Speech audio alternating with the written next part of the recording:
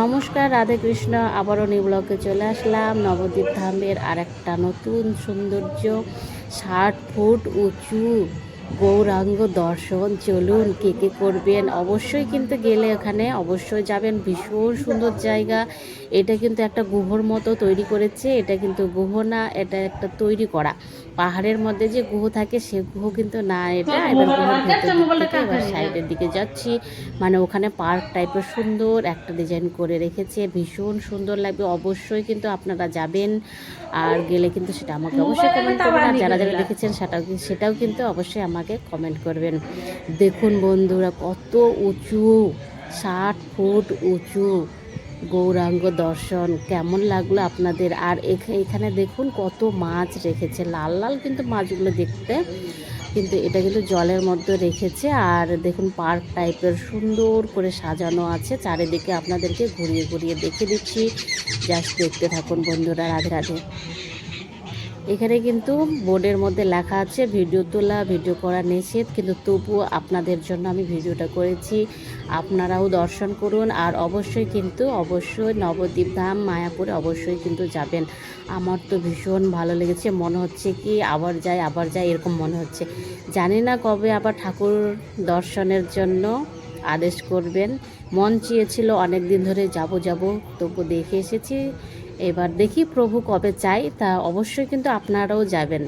ভীষণ সুন্দর জায়গা লাগে। অনেক সময় তো আমরা অনেক কোথায় ঘুরতে থাকি যেখানে সেখানে, কিন্তু ঠাকুরের ধামে গেলে তো ভীষণ প্রিয় জায়গা। এরকম ধামে তো ছাড়া যায় না, তাই না বন্ধুরা? কোথাও যান, কিন্তু নবদ্বীপ ধাম, মায়াপুর এগুলোতে কিন্তু অবশ্যই যাওয়া উচিত। পুরীতে, বৃন্দাবনে, এগুলো, এই জায়গাগুলোতে কিন্তু আমাদেরকে সকলেরই যাওয়া খুবই উচিত।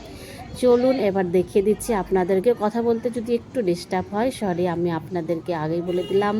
আর দেখুন কত সুন্দর করে সুন্দরভাবে বানিয়ে রেখেছে দর্শকের জন্য।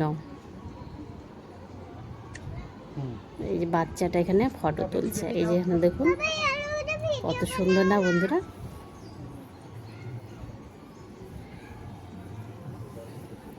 আর নবদ্বীপ ধামে ঘুরতে গেলে কিন্তু টোটোতে করে ঘুরতে হবে আপনাদেরকে। পায়ে হেঁটে কিন্তু ঘুরতে গেলে অনেকটা সময় লাগবে।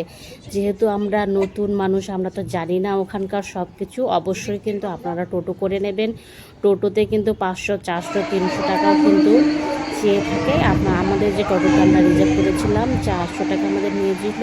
মোটামুটি আমাদের 21টা মন্দির দেখিয়েছিল, যেগুলো মেন মন্দির, সেই মন্দির দেখিয়েছিল। প্রথমে আমাদের পোড়ামা মন্দির থেকে শুরু করেছিল, তারপরে বাকি সম্পূর্ণটাই মন্দির আসলে দেখিয়েছে।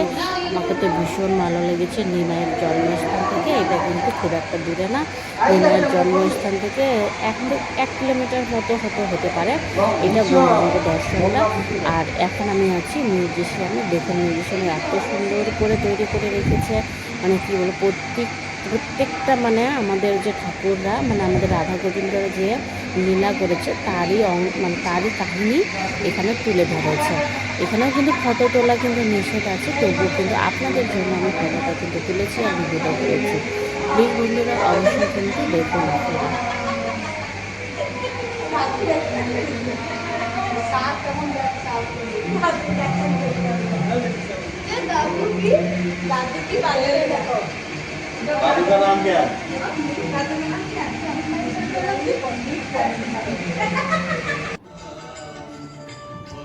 এটা হচ্ছে প্রভু শ্রীকৃষ্ণ, রাধামা, অষ্টসখী এখানে আছে।